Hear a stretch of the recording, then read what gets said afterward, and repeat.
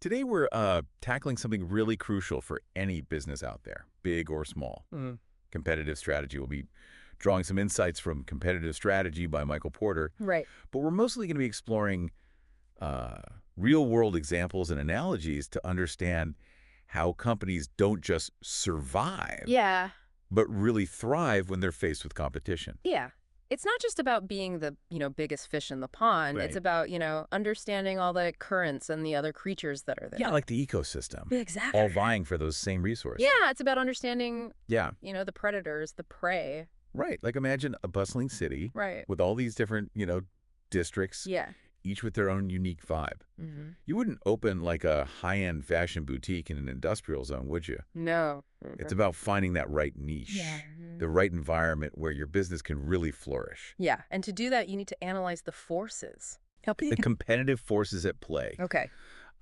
Think of it like a five-pointed star, Okay. each point representing a force that can either, squeeze or boost a company's profitability. Okay, I like this. Yeah. So let's break down this five-pointed star, huh?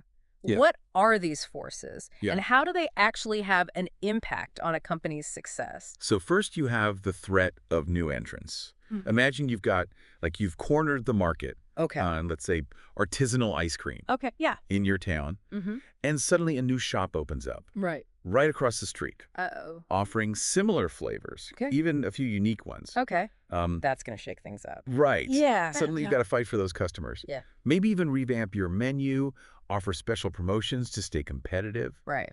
So the easier it is for newcomers to enter the market, Yeah. the more intense the competition becomes. Makes sense. Right.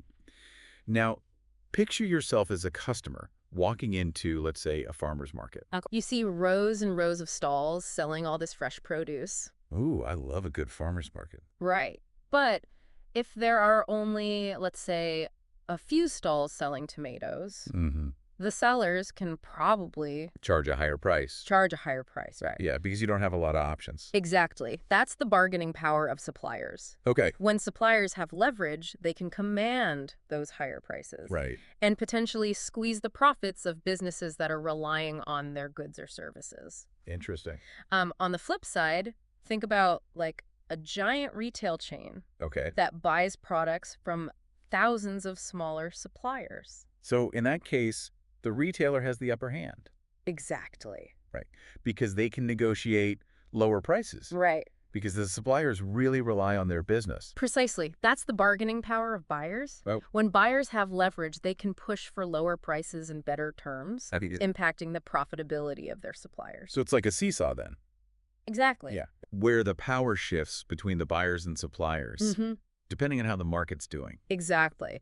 Now imagine you're like really craving a sugary soda, Okay. but you're trying to be, Healthy. health conscious. Yeah. You might opt for, let's say, like a sparkling water or a fruit-infused tea instead. Ooh, that's happened to me. Like I was all set for a cola, Right. and then I saw this new brand of sparkling water Mm-hmm. with like all these interesting flavors, Yeah, and I totally went for that instead. exactly. Huh. That's the threat of substitutes. Okay. They can like disrupt an industry Wow. by offering alternative solutions to customer needs. Okay. They might not be direct competitors, but they limit the potential profits within an industry. So not just about keeping an eye on your direct rivals then. Right. It's also about like those seemingly unrelated products and services that Mhm. could steal your customers. Exactly. And finally, at the heart of this five-pointed star, Okay. you have the rivalry among existing firms. Think of like streaming services, Netflix, Hulu, Disney Plus, all Right. vying for your attention Right. and your subscription dollars. It's a battle royale. They're constantly releasing new shows, offering different price points, Exactly. like even experimenting with different interactive content to try and stand out. Precisely. The intensity of this rivalry can be influenced by factors like, the growth rate of the industry, the number of competitors, Mhm. and how similar their products or services are. So with all these forces pushing and pulling, how do companies even begin to navigate this like complex competitive landscape? That's where strategic positioning comes into play. Okay. Imagine a medieval castle built to withstand like a siege, Mm. those thick walls, Mhm. the moats, the strategic placement on a hilltop, those are all elements that create a strong defense. So you're saying businesses need to build their own metaphorical castles to Exactly. fortify themselves against the onslaught of competition. Exactly. These fortifications are what we call entry barriers. Okay. Think of them as obstacles that make it really difficult for new competitors to enter the market Okay. and challenge existing players. Okay, so I'm picturing those drawbridges slamming shut, Yeah, archers, yeah. lining the ramparts. Right. Give me some real-world examples of Yeah. these entry barriers. Sure. Let's start with economies of scale. Okay. Think of a massive car manufacturer that can produce thousands of vehicles at a lower cost per unit than a smaller startup. Mm-hmm. That's because they're buying materials in bulk and spreading their fixed costs over a larger output. It's like buying in bulk at Costco, Exactly. right? You get a lower price per item because you're buying so much more. Precisely. Another barrier is the experience curve. Okay. The more experience a company has in producing a particular product or service, Mm-hmm. the more efficient they become. Right. This can be seen in industries like software development, where early movers often have a significant advantage because of their accumulated knowledge and expertise. So it's not just about having the idea. Right. It's about having the know-how, Mm-hmm. the experience to actually do it Exactly. efficiently and effectively. And then there's access to distribution channels. Okay.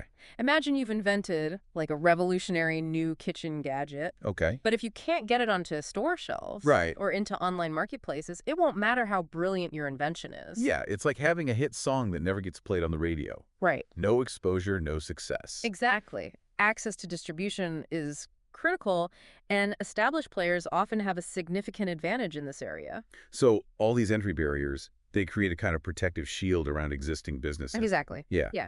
And so by understanding these barriers, Mhm.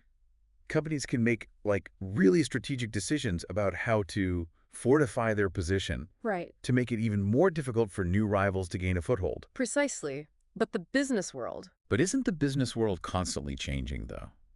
How can companies keep their, defenses strong in the face of new technologies, Yeah. changing consumer preferences, or even, global events that just shake up the market? That's where the concept of strategic agility comes in. Okay. It's about being adaptable, Okay. being able to pivot and adjust your strategy as the landscape shifts. So it's not enough to just build a strong fortress then. Right. You need to be able to move quickly, reinforce your defenses, Yeah, and even launch counterattacks when necessary. exactly. Think of a company like Amazon, constantly innovating, Mhm. expanding into new markets, Yeah. even disrupting their own business model to stay ahead of the curve. Right. So they're not just building a static fortress. Right. They're creating a dynamic ecosystem that can adapt and evolve. Precisely. It's like a chameleon, blending in with that changing environment. Mm-hmm. So with all these factors at play, how do companies even decide what path to take?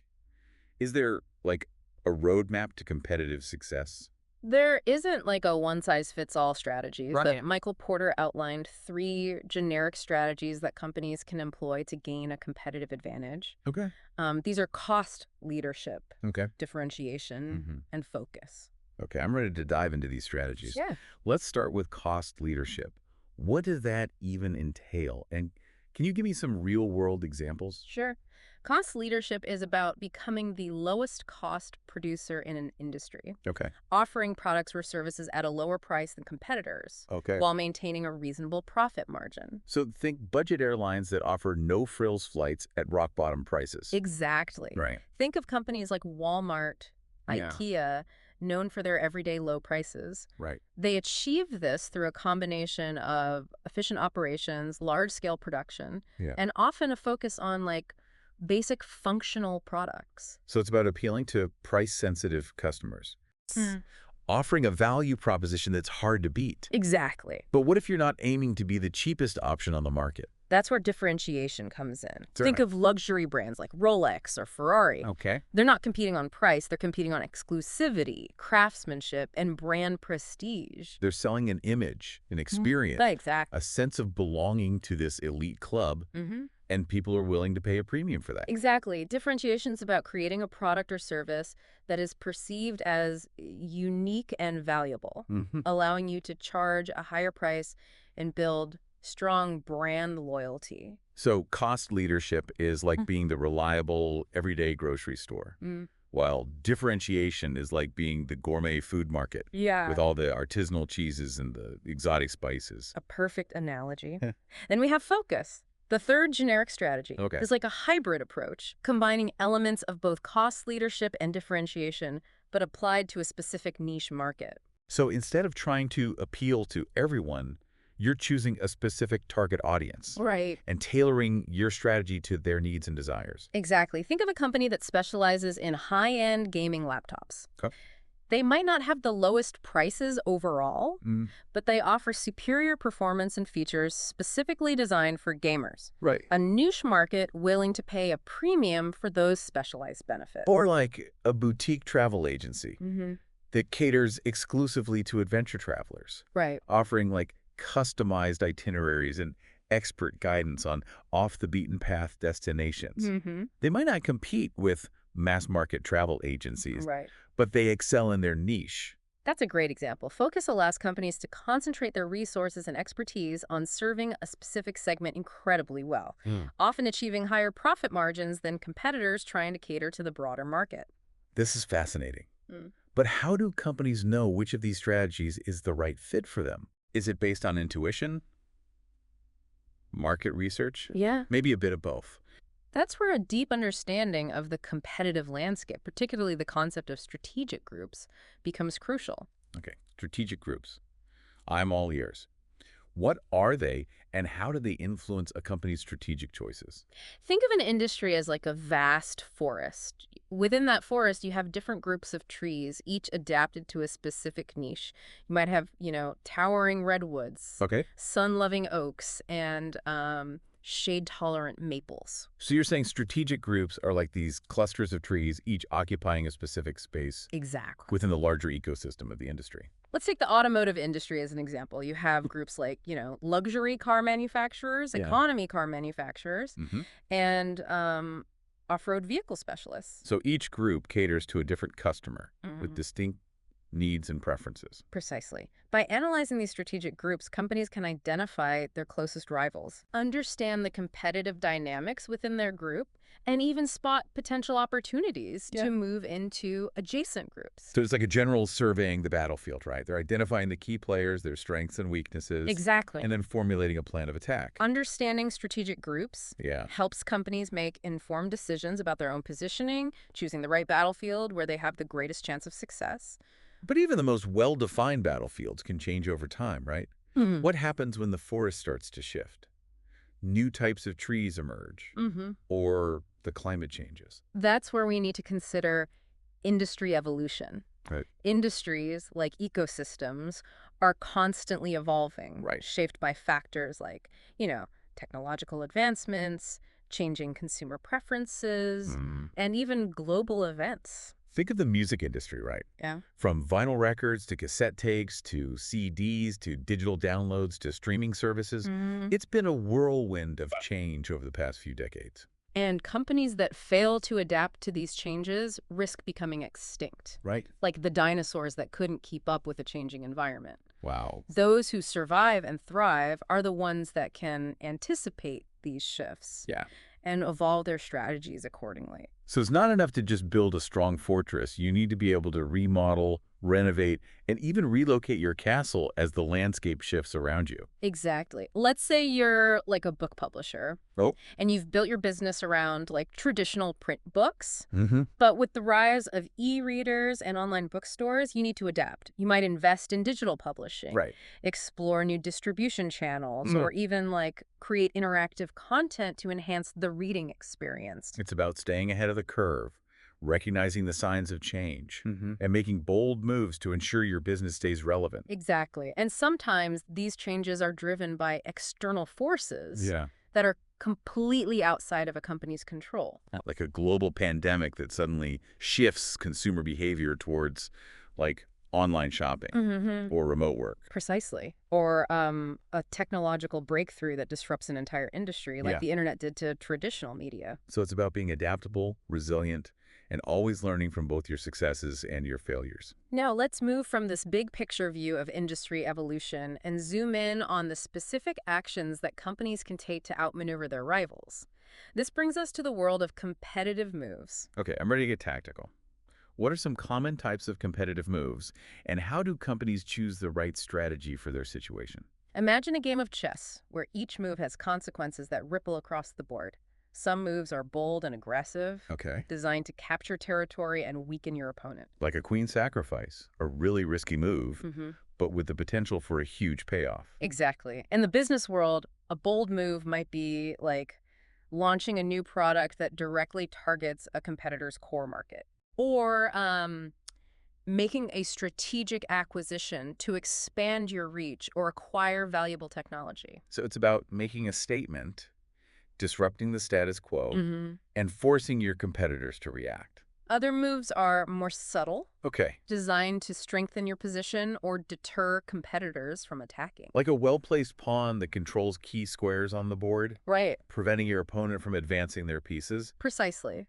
This might involve investing in research and development to create like a technological edge, building strong relationships with key suppliers Right. to secure access to critical resources, Okay. or even forging strategic alliances with other companies to create like a united front. So it's about playing the long game, anticipating your opponent's moves, and building a solid foundation for sustainable success. And then there are defensive moves Okay. designed to protect your territory and withstand attacks. Like building a moat around your castle, Exactly. or reinforcing your walls with extra layers of stone. In the business world, this might involve lowering your prices to match a competitor's aggressive move, investing in customer loyalty programs to retain your existing base, Right. or even launching marketing campaigns to like counter negative publicity. So it's about holding your ground, protecting your hard-earned gains, and weathering the storm of competition. But remember, every move you make, every action you take sends a signal to your competitors. Oh, this is where things get really interesting. I'm picturing smoke signals, carrier pigeons, secret codes. How do companies communicate their intentions in the modern business world? Sometimes the signals are deliberate and very public, Okay. designed to send a clear message to rivals. So like a company announcing a major expansion plan, signaling to competitors that they're serious about dominating the market. Exactly. Or a company making like a strategic acquisition, acquiring a valuable technology or a key competitor, signaling their ambition and their willingness to like shake up the industry. It's about making a power move, establishing dominance, and potentially intimidating your rivals. But often the signals are more subtle, Okay. embedded in everyday business decisions. So it's not just about grand gestures, but also about the nuances of pricing strategies, product development, and even hiring decisions. Exactly.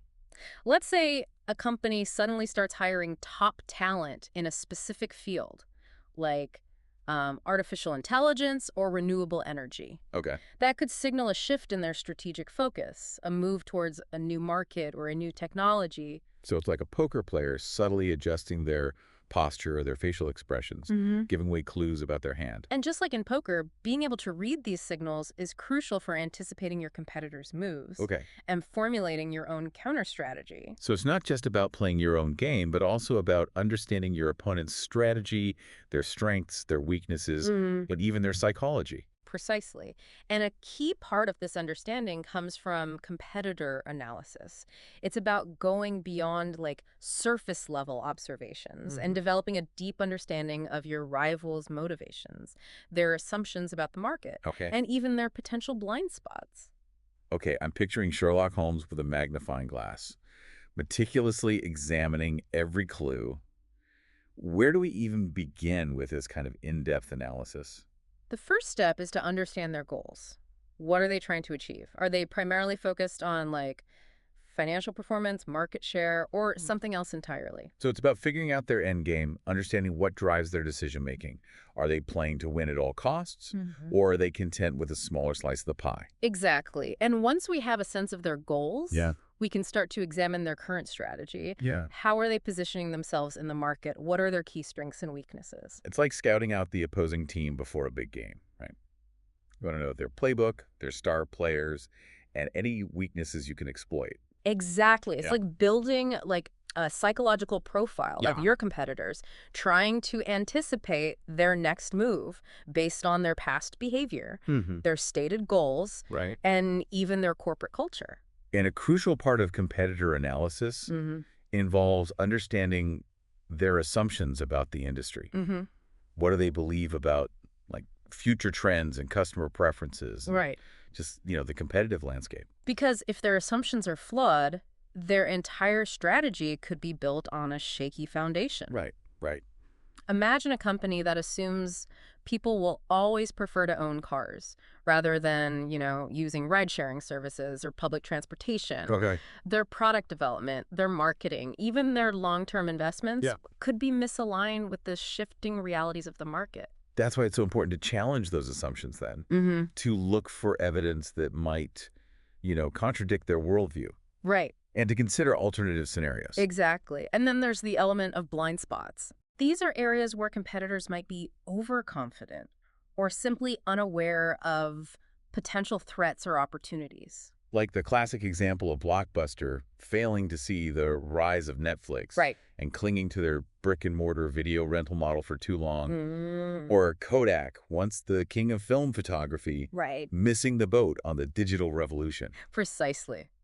Blind spots can be incredibly dangerous Yeah. because they prevent companies from adapting to change and recognizing those emerging trends. So how do we identify these blind spots in our competitors? Do we need to hire like a team of corporate spies Aha. or, hack into their servers? While industrial espionage does exist, there are far more ethical and effective ways to gather intelligence. Okay, good. We can analyze their public statements, Mm-hmm. their marketing campaigns, their hiring practices, and even their past responses to industry shifts. So it's like being a historian, right? Right. Piecing together a narrative based on the available evidence, Mhm. looking for patterns, inconsistencies, and clues that reveal their underlying assumptions and potential blind spots. Exactly. We can also look at their management team. Yeah. What's their background? What are their experiences? Have they been successful in the past? Mhm. Or have they made, significant mistakes? Hmm. A CEO who spent their entire career in a single industry might have a harder time, seeing disruptive changes coming from outside. They might be stuck in a particular way of thinking, clinging to outdated assumptions Mm-hmm. that no longer hold true in a rapidly evolving market. Precisely. That's why diversity of thought and experience within a leadership team can be a real asset Yeah. when it comes to anticipating change Right. and adapting to those new challenges. It's like having a diverse team of advisors, Mhm. each with their unique perspectives and insights, challenging the status quo and Yeah. pushing the company to think outside the box. Now, all of these insights from competitor analysis feed into the ultimate goal of competitive strategy, Okay. achieving a sustainable competitive advantage. Okay, let's dive into that. Yeah. What does it even mean to have a competitive advantage?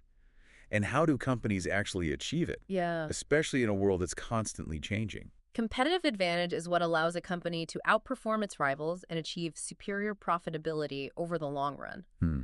It's not about winning a single battle, but about consistently winning the war, Right. establishing dominance and achieving lasting success. So it's like being the reigning champion, the top dog, the one everyone else is trying to dethrone. Exactly. And there are two primary types of competitive advantage: Okay. cost advantage Okay. and differentiation advantage. Gotcha. Let's break those down. What does it mean to have a cost advantage? Yeah. And how do companies achieve that, especially in, a globalized market with intense price competition? Cost advantage means being able to produce and deliver goods or services at a lower cost than your competitors, Okay. allowing you to either offer lower prices Right. or achieve higher profit margins. So think budget airlines, fast fashion retailers, Yeah. and discount supermarkets, right? Exactly. They're all about efficiency, streamlining their operations, and offering basic functional products at rock-bottom prices. Achieving a cost advantage often involves factors like economies of scale, Okay. where larger companies can produce goods at a lower cost per unit due to their buying power and operational efficiencies. It's like buying in bulk at Costco, right? You Mhm. get a lower price per item because you're buying such a large quantity. Precisely. Other factors contributing to cost advantage can include access to lower cost labor or raw materials, Okay. efficient supply chains, Yeah. and even technological innovations that automate tasks and reduce labor costs. So it's not just about being big, but about being smart, efficient, and leveraging technology Right. to optimize every step of the process. Exactly. Now let's shift gears and explore differentiation advantage. Okay, I'm intrigued. What does it mean to have a differentiation advantage? And how is it different from simply having a great product or service?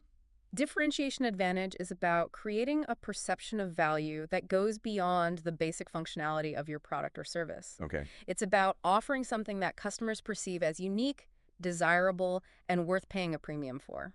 So think Apple products with their sleek design and intuitive user interface, Mm-hmm. or luxury brands like Gucci or Chanel known for their craftsmanship, exclusivity, Right. and like aspirational appeal. Exactly. Differentiation advantage can stem from various factors, including product features, Yeah. brand reputation, customer service, and even the overall customer experience. So it's not just about what you're selling, Right. but about how you're selling it, the Mhm. story you're telling, and the emotions you're evoking in your customer. Precisely.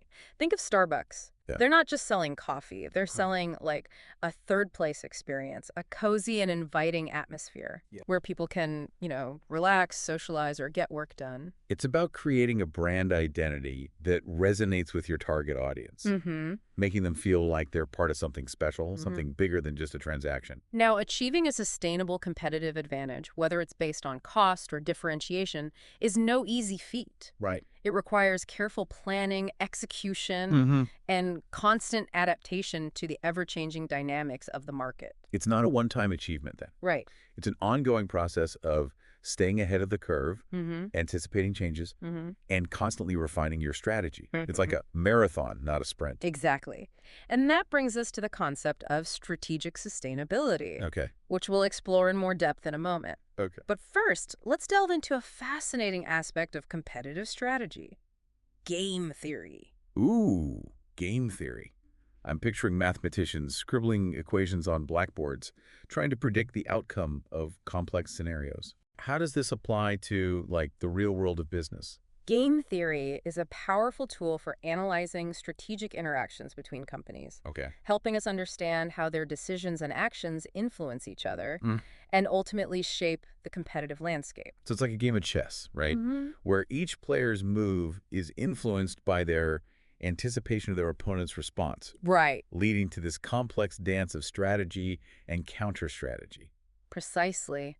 One of the most well-known concepts in game theory is the prisoner's dilemma, Okay. which illustrates the challenges of cooperation in a competitive environment. Okay, I'm familiar with the prisoner's dilemma from, like, psychology class, Mm-hmm. but how does that apply to business strategy? Imagine two rival companies, let's say Coca-Cola and Pepsi, are deciding whether to launch a major advertising campaign. Okay. If both companies decide to advertise heavily, they'll both incur significant costs, Right. but their market share will likely remain relatively stable. So it's like an arms race where everyone spends a lot of money, Mm-hmm. but no one really gains a significant advantage. Exactly. However, if one company decides to advertise heavily while the other holds back, Mm. the aggressive advertiser will likely gain market share at the expense of their more cautious rival. So there's a temptation to be the aggressive player, hoping to, like, catch your opponent off guard Right. and steal their customers. But here's the dilemma.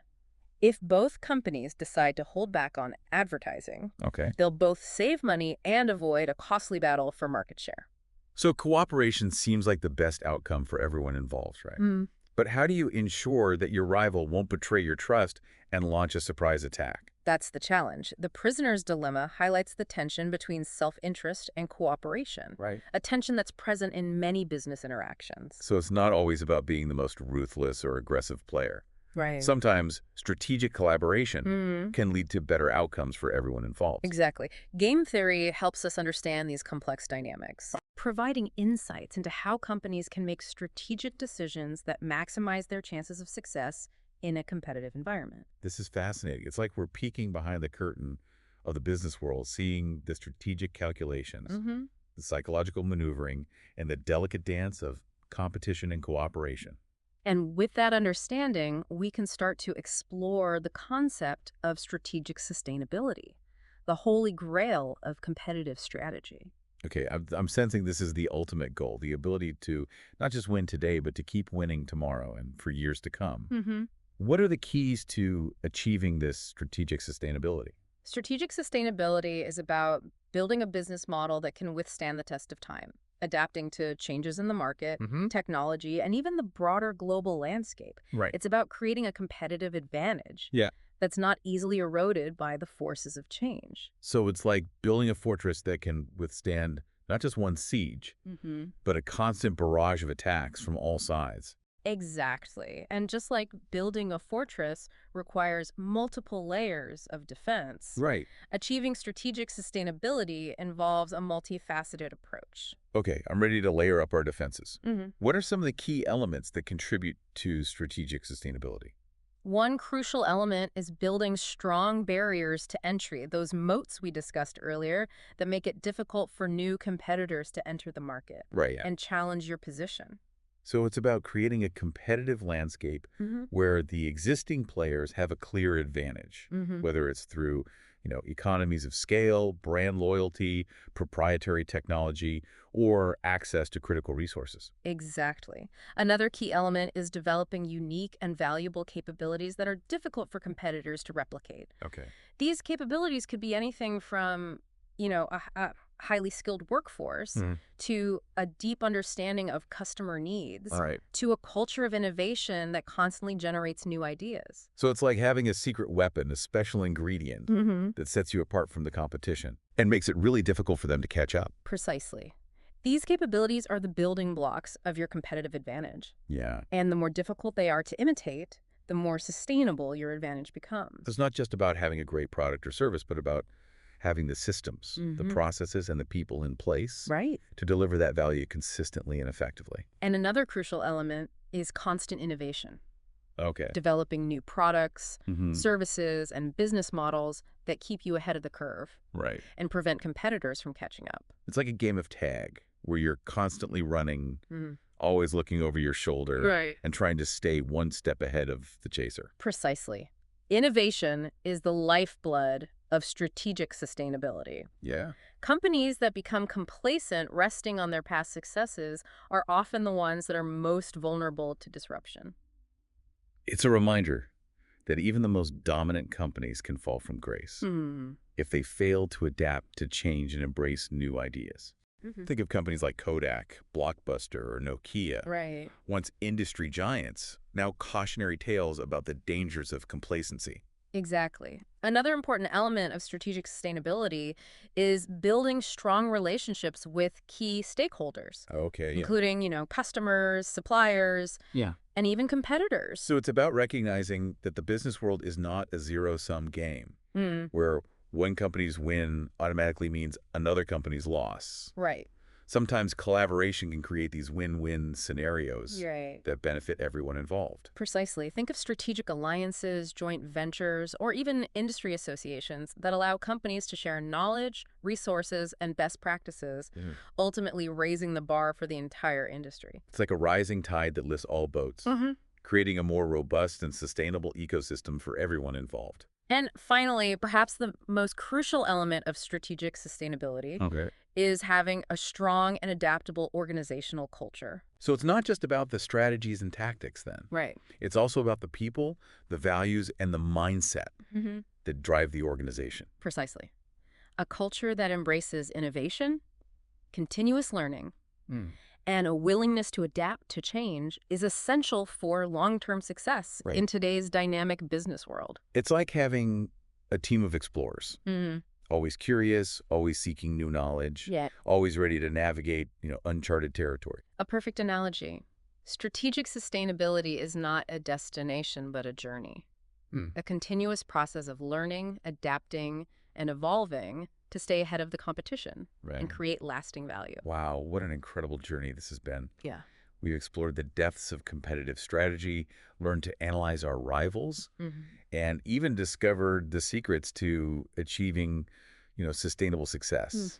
I feel like I've earned an MBA in just one episode. Well, it's been a pleasure sharing these insights with you and helping you understand this fascinating world of competitive strategy. Absolutely. Remember, it's not just about winning, Yeah. but about understanding the forces at play, making strategic decisions, Right. and constantly adapting to stay ahead of the game. So keep those thinking caps on, fellow deep divers.